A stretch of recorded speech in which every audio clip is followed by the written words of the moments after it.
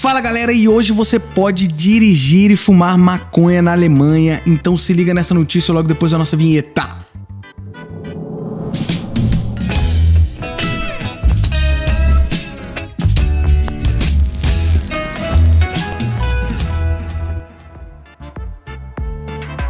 Fala galera, bem-vindos ao mundo da cannabis. E no episódio de hoje, novamente, vamos falar da Alemanha, que depois da legalização trouxe muita novidade para o mundo da cannabis. Mas antes de mais nada, não esqueça aqui de deixar o seu like, de se inscrever no canal se você não é inscrito, compartilhar o nosso conteúdo e comentar lá conosco para participar, que isso é muito importante. Mas a Alemanha tinha como meta se tornar uma das protagonistas, uma potência no assunto cannabis, e novamente ela se apresenta como forte concorrente a de fato uma protagonista no mundo nessa causa verde, na causa da maconha, causa da cannabis. Isso porque logo após a legalização, seguir com pesquisas que confirmaram que fumar e dirigir ou fumar e dirigir não aumenta o número de acidentes, e que fumar maconha não altera o grau de cognição na hora de você dirigir um carro, tema que a gente já trouxe aqui em alguns episódios, que vocês podem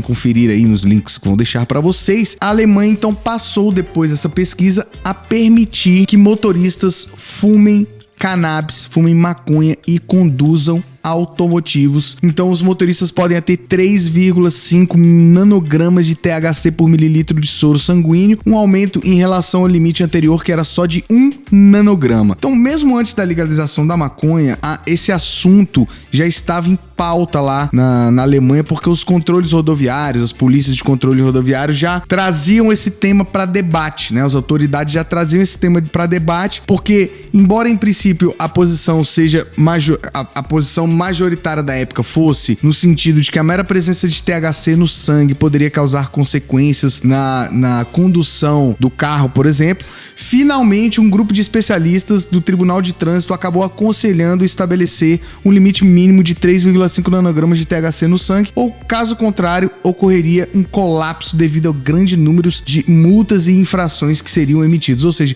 eles já sabiam que, de certa forma, não era a mesma coisa beber e dirigir, e consumir cannabis e dirigir. Estavam fazendo esse estudo e viram que estava tendo, principalmente depois da legalização, que aumentou muito o número de multas para pessoas que estavam conduzindo sob o efeito de drogas, de entorpecentes, no caso do THC, né, da cannabis. Por isso faziam pesquisas e trabalhos para poder mudar esse índice, então chegaram nesse 3,5. Essa medida, então, ela seguiu as recomendações dessa comissão de especialistas dos Ministérios dos Transportes, que foi formada ali para poder pesquisar mais, reflete uma abordagem um pouco mais flexível com relação ao consumo da maconha do que tinha antigamente, porque eles tinham antes, que era praticamente, o limite era praticamente zero, né? 1 nanograma, a pessoa cheirou lá, já tá presa por cannabis. Embora uma nova legislação permita que o limite seja mais alto de THC, os motoristas que excedem os 3,5 nanogramas por mililitro enfrentam penalidades severas. Hoje é permitido, e se você ultrapassar o limite, ou seja, ele dá uma permissão, mas você também não pode pular o corguinho, né? E como é que funcionam as infrações lá na Alemanha? Se o nível de substância do organismo for ultrapassada pela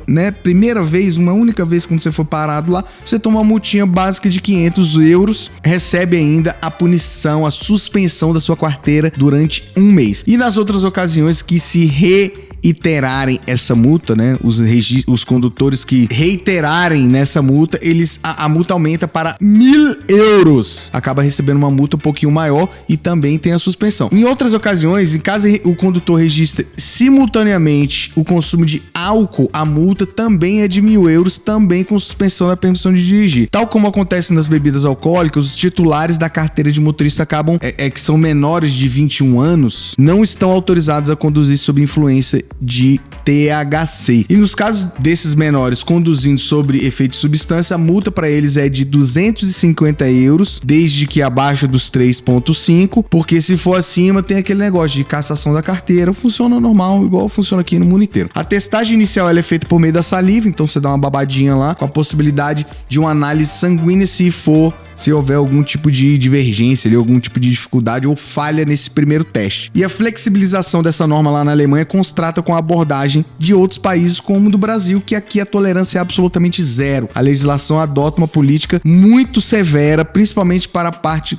da bebida, e o Código de Trânsito prevê a mesma punição para quem for pego dirigindo sob efeitos de psicoativos, né, em geral, é bem genérico. Então pode ser qualquer coisa que você tá tomando ali que te deixe sob efeito maluco, você tá ali sujeito àquele tipo de aplicação de multa. Aqui também, dirigir sob efeito de cannabis, assim como o álcool, é uma infração gravíssima, punida com uma multa severa, mais a suspensão da carteira e, dependendo da situação, você vai à prisão, né?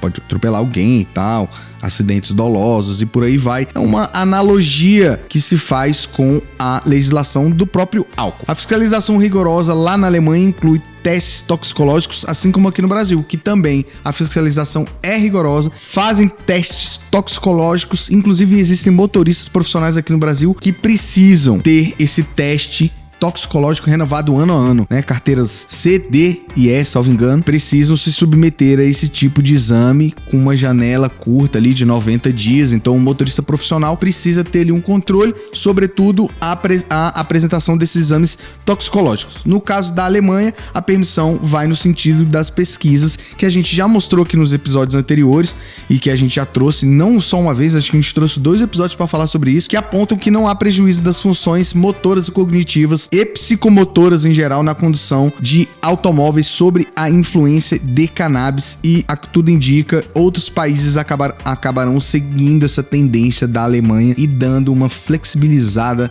nessa parte da legislação de trânsito com relação ao consumo da cannabis. Salvo engano, isso está acontecendo bastante lá nos Estados Unidos, porque lá a legislação é um pouco diferente, né? A pessoa você não vai ver, raramente você vai ver blitz nos Estados Unidos, a não ser que tenha acabado de acontecer algum crime, coisa do tipo. Com a legalização, a legislação acabou ficando mais flexível com relação a determinado tipo de coisa, e uma delas é a condução de automóveis com o uso de cannabis. Então a gente vai ficar de olho nesse tema e nesses, né, na Alemanha e em outros países que seguirem de fato essa tendência. Eu espero que vocês tenham gostado desse tema, um tema bem importante, um episódio muito legal. Não esqueçam aqui de deixar o seu like, se inscrever no canal, de compartilhar o nosso conteúdo, comentar conosco, entrem lá no comentário, peçam episódios de alguma coisa que você ainda não ouviu. A gente já gravou episódio pra caramba, mais de 170 episódios. Pode ter alguma coisa, alguma dúvida, algum assunto interessante que você ainda não tem escutado, então bota lá nos comentários, participa com a gente e a gente se vê no próximo episódio. Valeu, galera!